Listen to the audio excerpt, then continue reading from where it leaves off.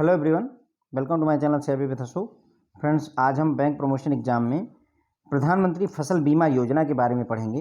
ठीक है, PMFBY प्रधानमंत्री फसल बीमा योजना के बारे में पढ़ेंगे। तो देखिए, ये टॉपिक आ जाएगा फ्रेंड्स आपका गवर्नमेंट स्कीम में भी कह सकते हैं, और साथ ही साथ ये प्राइवेट सेक्टर लेंडिंग में भी आता ही आता है। ठीक है, तो प्रधानमंत्री फसल बीमा योजना के बारे में हम सारी जानकारी यहाँ पर इकट्ठा करने वाले हैं। तो पहली बात, ये स्कीम 1 अप्रैल 2016 को स्टार्ट हुई थी। कब से स्टार्ट हुई थी फ्रेंड?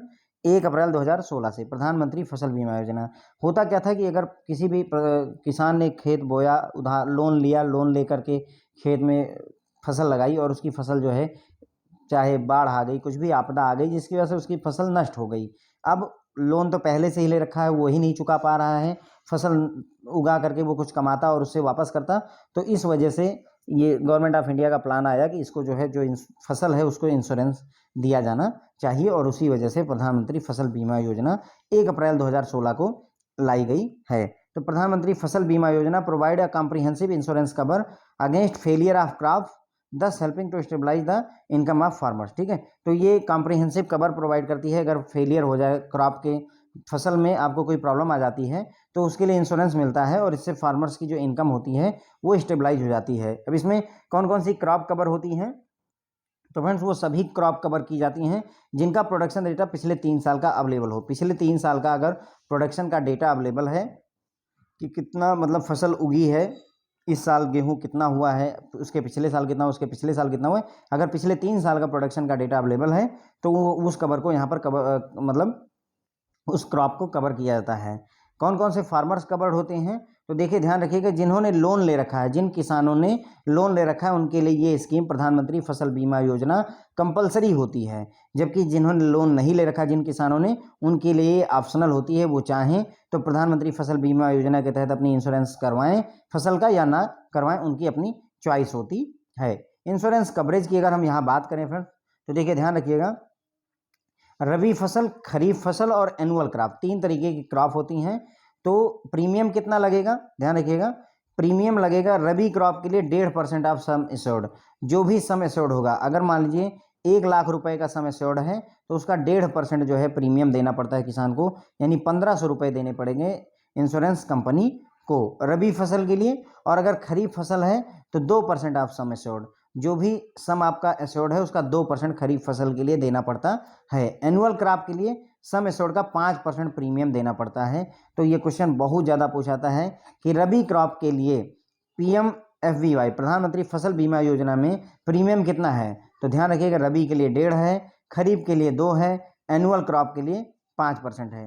देखिए, रबी में 4 शब्द हैं तो 1.5% है, खरीफ में 5-6 शब्द हैं तो 2% है, एनुअल क्रॉप के लिए 5% है। थोड़ा सा ट्रिक करके ध्यान रखिएगा इसको। ठीक है, उसके बाद में जो रबी फसल होती है फ्रेंड, ये प्रधानमंत्री फसल बीमा योजना से रिलेटेड है। ये मैंने आपको थोड़ा सा एक्स्ट्रा यहाँ पर बता दिया है। इसमें देखिए, जो रबी क्रॉप होती है वो अक्टूबर से मार्च के महीने में उगाई जाती है।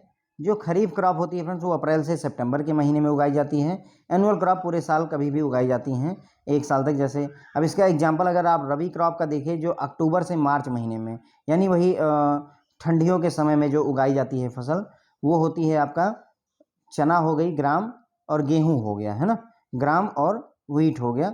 ये जो है रबी क्रॉप होती है। जैसे अभी इस समय जब मैं आपको पढ़ा रहा हूँ, अक्टूबर का महीना चल रहा है, तो समझ लीजिए रबी क्रॉप चल रही है। इस समय गेहूं की बुआई होगी और चने की बुआई वगैरह होती है, तो ये रबी की फसल होती है। रबी का एग्जाम्पल है क्रॉप्स। ठीक है, अक्टूबर से मार्च के महीने में इसको मतलब हार्वेस्टिंग की जाएगी। खरीफ फसल जो होती है वो अप्रैल महीने से सितंबर महीने में मतलब बोई जाती है। ठीक है, और इसमें धान इसका सबसे बड़ा एग्जाम्पल होता है।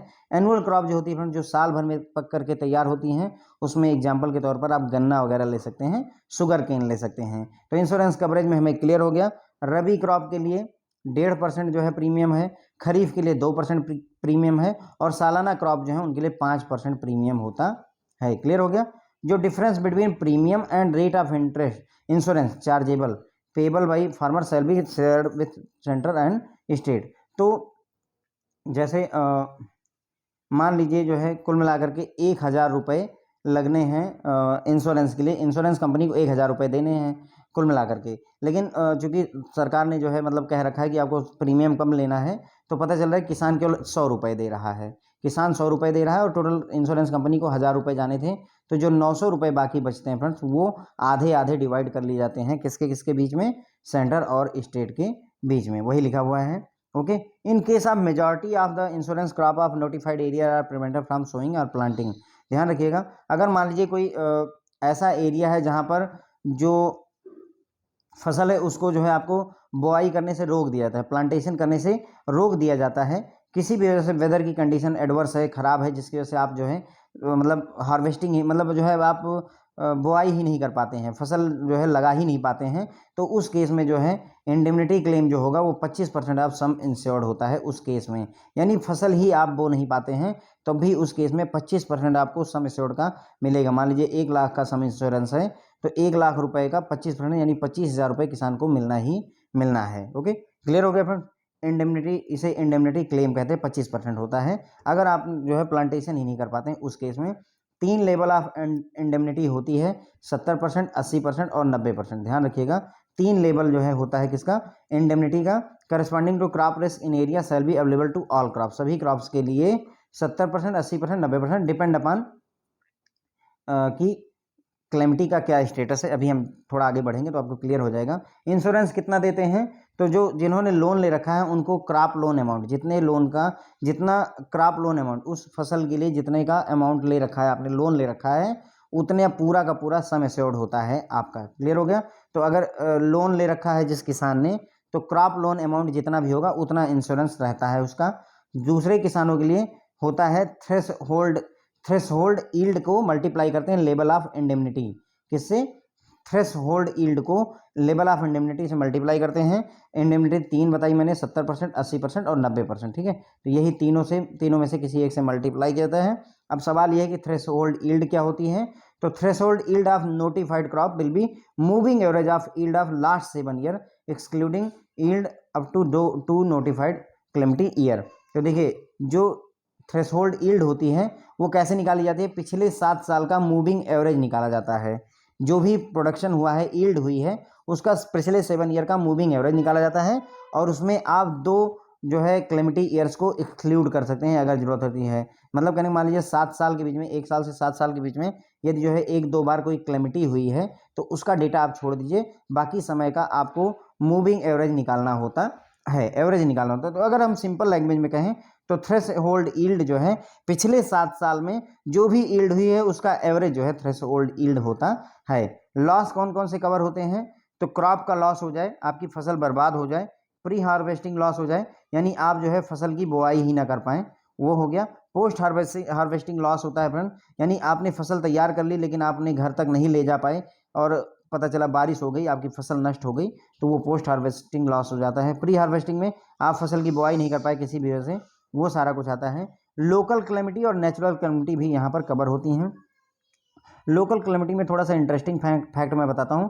पहले भी इंश्योरेंस दिया जाता था फसल को, लेकिन दिक्कत क्या होती थी कि पूरे गांव का जो है एक एवरेज निकाल करके तब किसान को जो है वो फसल का बीमे की राशि डिसाइड की जाती थी। लेकिन अब क्या है, इस प्रधानमंत्री फसल बीमा योजना ये कहती है कि आप उसको लोकल क्लेमिटी मानिए और किसी किसान का पर्टिकुलर एवरेज लीजिए, जिस किसान के खेत में, मान लीजिए किसी किसान के खेत में पानी भर गया है, उसकी पूरी फसल नष्ट हो गई है। अब पता चला कि पूरे गांव का आप एवरेज निकालने लगे तो 10 किसान के खेत में पानी नहीं भरा है और 10 किसान के खेत में भरा हुआ है, तो 10 में जिसका नहीं भरा उसका एवरेज निकालने पर खराब हो जाता था मामला ना।